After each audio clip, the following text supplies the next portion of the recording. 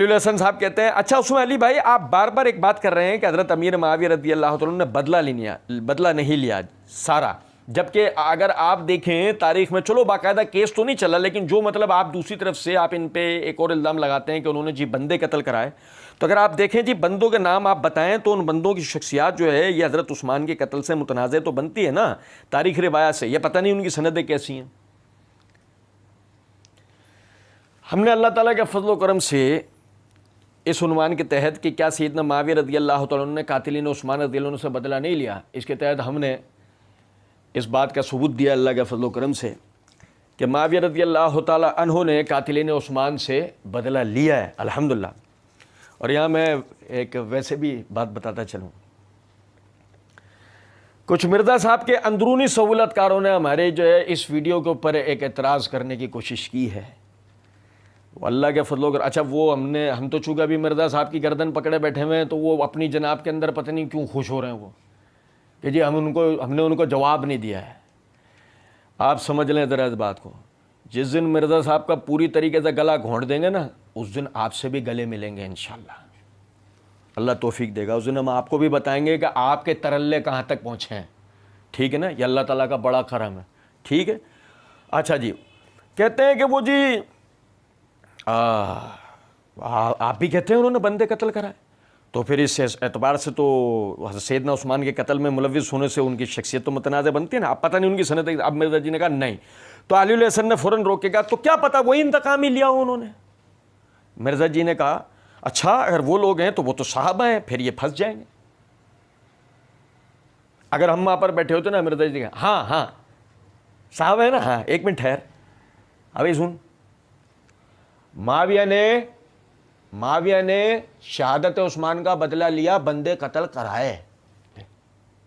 ये सुनो, मिर्ज़ा जी कह रहे हैं अच्छा अगर वो लोग हैं तो वो तो साहब हैं, फिर ये फंस जाएंगे। हाँ फंसेंगे, हम ठहर के फंसेंगे, आराम से फंसेंगे, सुबह 10:20 पे फंसेंगे, रात तुम्हारी काली करके रहेंगे।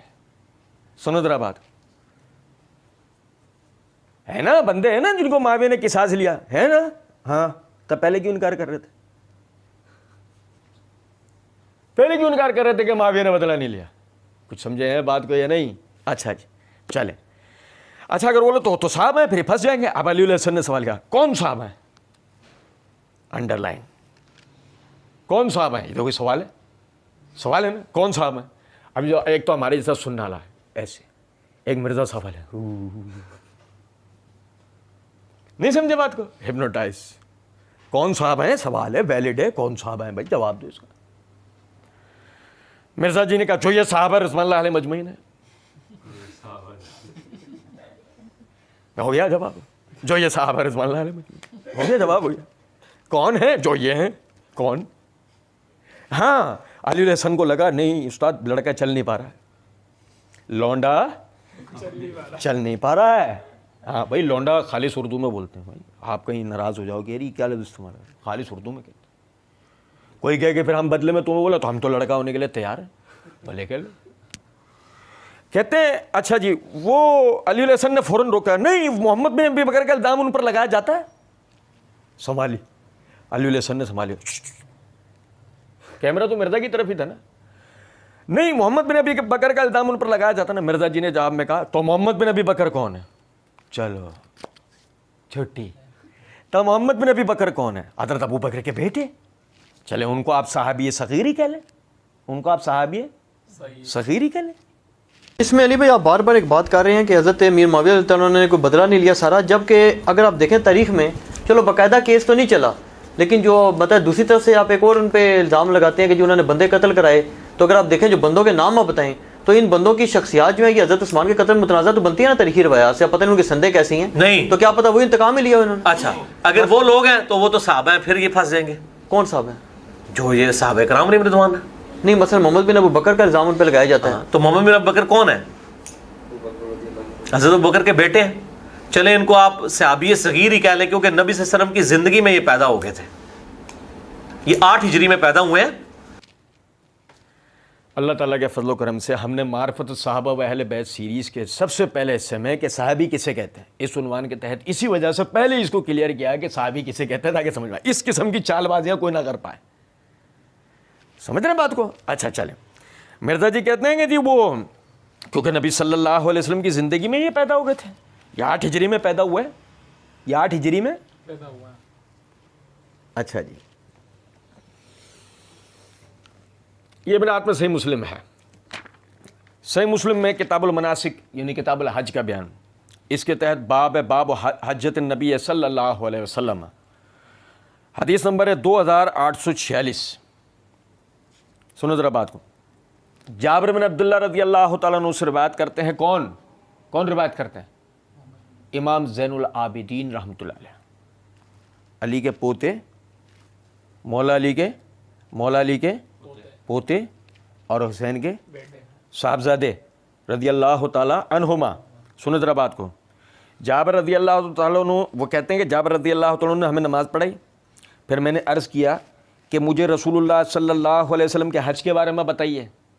अहले बैत साहबी से दीन का मसला समझ रहे हैं, अहले बैत साहबी से दीन का मसला समझ रहे हैं, ये समझ रहे हो बात को, ये नुक्ता ध्यान में रखना। और कहते हैं कि हमने हज़रत जाबिर ने हमें नमाज़ पढ़ाई, फिर मैंने अर्ज़ किया कि मुझे रसूलुल्लाह सल्लल्लाहु अलैहि वसल्लम के हज के बारे में बताइए। हज़रत जाबिर ने अपने हाथ से 9 का इशारा किया और फरमाया कि रसूलुल्लाह सल्लल्लाहु अलैहि वसल्लम 9 साल तक मदीना में रहे और हज नहीं किया, 9 साल तक मदीना में रहे और हज नहीं किया।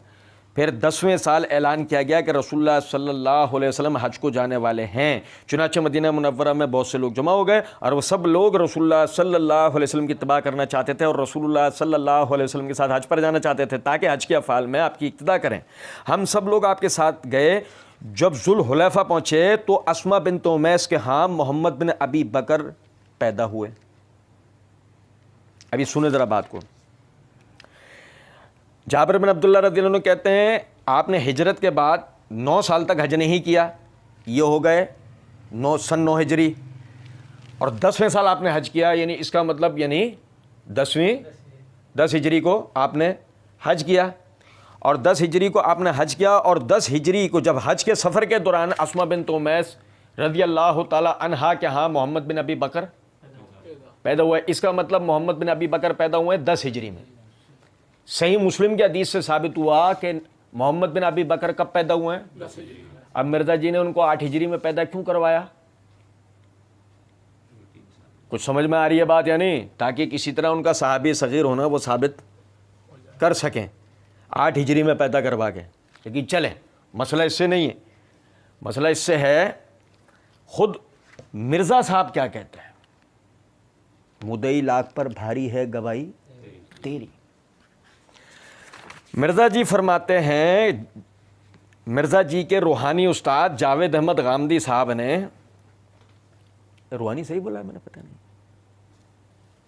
रूहानी भी पता नहीं मैंने सही बोला है नहीं बोला है, बहरहाल बेड़ा गर्क करवाएं। कहते हैं कि वो अपना गामदी साहब ने अली हसन नकवी ने एक जगह पार्ट 2 के अंदर ही अली हसन नकवी ने एक जगह कह दिया कि जो वो गामदी साहब तो साहबी की तारीफ यूँ करते हैं और यूँ करते हैं और ये करते हैं, वो हमने वहाँ पे उसका जवाब दिया था अल्लाह के करम से। तब मिर्ज़ा जी ने जवाब में जो कहा है ना, उसमें आपको बताओ गामदी साहब की बात ठीक है। मिर्ज़ा जी कह रहे हैं गामदी साहब की बात ठीक है, साहबी हो, सोहबत भी इख्तियार की हो, खाली देखने वाला मामला नहीं, और वो फिर ईमान पे भी कायम रहा हो, मतलब मरते दम तक।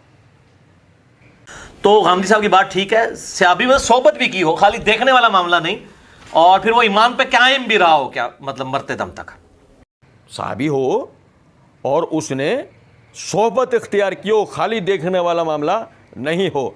अब समझे ज़रा इस बात को कि अगर मोहम्मद बिन अबी बकर 10 हिजरी के अंदर पैदा हुए ज़िलहज्जा में और रबीउल अव्वल 11 हिजरी को आप सल्लल्लाहु अलैहि वसल्लम का इंतकाल हो गया, जिसका मतलब ये हुआ कि मोहम्मद बिन अबी बकर आपके इंतकाल के वक्त 3 महीने के थे। तो देखने का मामला भी हो सकता है।